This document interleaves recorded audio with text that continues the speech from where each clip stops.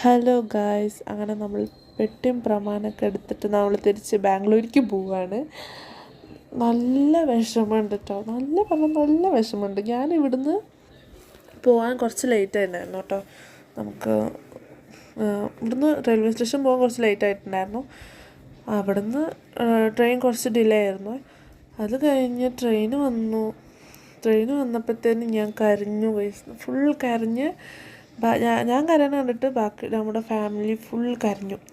So 2 ദിവസം വന്നിട്ട് എനിക്ക് അതേ ഒരു ഇതല്ലായിരുന്നു, ഒന്നും അങ്ങോട്ട് ശരിയായില്ല. പിന്നെ അങ്ങോട്ട് ഇങ്ങനെയാണല്ലോ നമ്മളിപ്പോഴും എന്ന് വിചാരിച്ചിട്ട് ഞാനങ്ങനെ ഓക്കെ ആയിട്ട് വന്നു.